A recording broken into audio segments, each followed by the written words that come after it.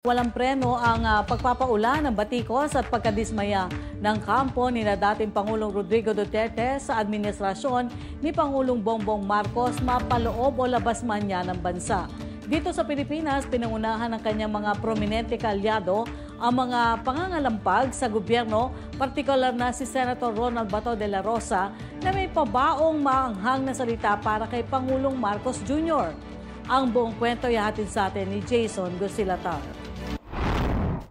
Nitong mga nakaraang araw, nasaksihan natin ang kalikaliwang kilos protesta ng mga taga-suporta ng mga Duterte, habang ang dating Pangulong Rodrigo Duterte ay patuloy na hinaharap ang kanyang mga umano'y crimes against humanity sa International Criminal Court.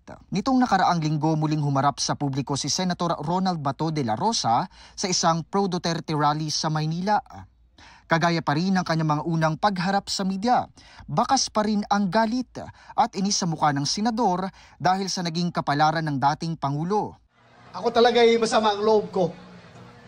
Mahiya ako sabihan kayo na bring him home. Na in the first place, hindi ko naman talaga siya napigilan na ibiyahe doon sa ICC. Kaya napakasama ang loob ko po. Nung nangyari yon, hindi ko alam kung anong naramdaman ko.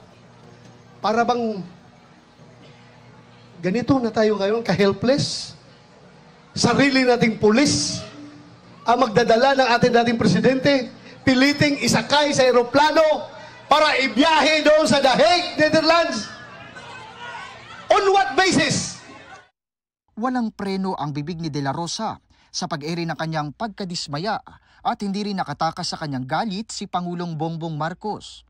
Palaging sinasabi ni President Marcos, hindi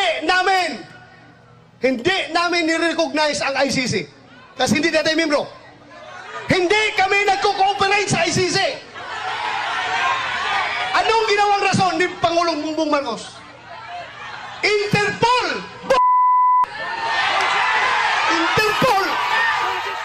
Hindi rin umubra kay Bato ang umano'y palusot ng Pangulo na pagkumplay umano ng Pilipinas sa commitment nito sa Interpol.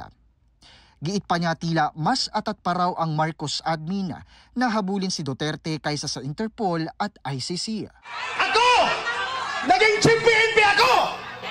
Alam ko ano ang papel ng Interpol sa mundo!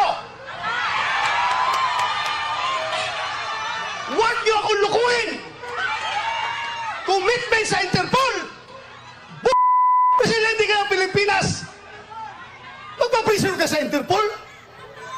Ha?